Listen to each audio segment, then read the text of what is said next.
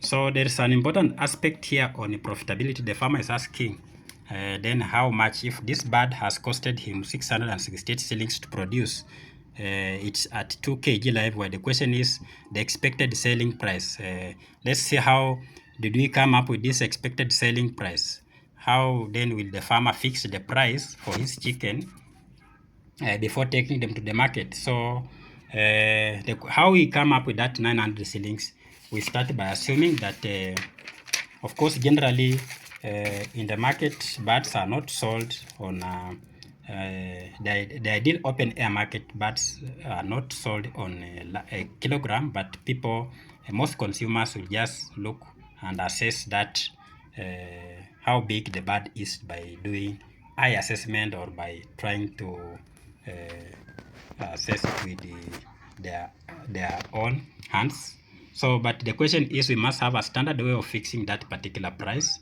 And the way to fix that particular price in our scenario, we are saying that this bird, which has costed us 668 in the market, we are supposed to sell it at 900 shillings.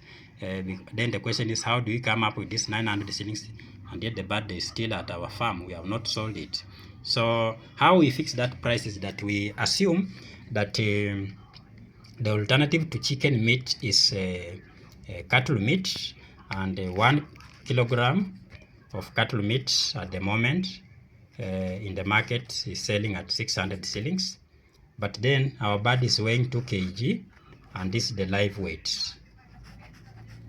But we know very well that if a bird is weighing the weight, the live weight is not what translates into the final meat for consumption. There's a portion of that bird that will not be consumed by the consumer. Those are things like the feathers of the bird, of course the offals, the other the intestines, and the other body parts that of course translates into this 2 kilogram, or is part of this 2 kilogram, but at the end of the day the farmer will not consume those body parts. So for the indigenous, for the improved kienyeji, we can give it a dressing percentage of 75%. Now what we mean by a dressing percent of 75% is that we are saying, so this is 75% of 2 kg. We are simply saying that out of this 2 kilogram live weight of this particular bird, only 75% of it will translate into meat for consumption. The other 25% of this 2 kilogram is the other body parts that the consumer will not consume. So we remove them from this 2 kilograms so that then we end up with what the consumer consumes.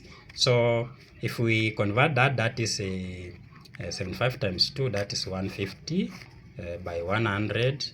So this is giving us 1.5 kg. So we are saying that when your bird is weighing 2 kilogram live weight, the meat it will give you is an equivalent of 1.5 kilogram. The other 0.5 kilogram translates to other parts of that particular bird that the consumer will not consume. So then the question is, so we have a meat which is 1.5 kilogram, and we started by saying that currently 1 kilogram is going at 600 shillings. So the question then is 1.5 kilogram is how much will it cost? So we say 1.5 kilogram times 600, and this gives us 900 shillings. So then this becomes the price for this 2 kg bird. So that's how we come up with this price of 900 shillings. So we are saying if this bird that is weighing 2 kilogram on our farm, and we have spent 668 shillings in terms of the total variable cost to produce it, then we go to the market, we sell this bird at 900 shillings. So the expected gross profit per bird will be 235. So recall that this 231 is the difference between the selling price, the expected selling price, minus the total variable cost. But then the question is, the farmer must have kept record of all the costs that he has incurred on the farm, so that then he arrives at this particular total variable cost at the end of the 10th week. Failure to do that, then you will find yourself selling the chicken without knowing whether you are making a profit or making a loss. So what happens if we assume we go to the market and try to bargain with the consumers, and you find that they are not willing to give you 900 shillings. Let's assume now they decide to give you 800 shillings, because of course we always say the market is determined by forces of demand and supply.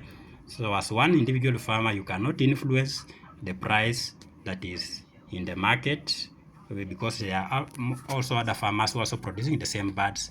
So if the price then goes down to 800 shillings, then the question is, what will be your profit? So when the price goes down to 800 shillings, then your gross profit becomes 131 shillings per bird or per chick for that particular case. So this can still even go further, even if you decide to sell it at the, let's say you sell at the list price of 750, and of course 2 kg live weight bird is quite big. So if you are selling at 750, then you will still be making a gross profit of 81 shillings. But always note that this is a gross profit and this is not net profit. There are some other costs that of course must be factored from this 81 shillings per bird, so that then you come up with we come up with a profit that we can say is a net profit.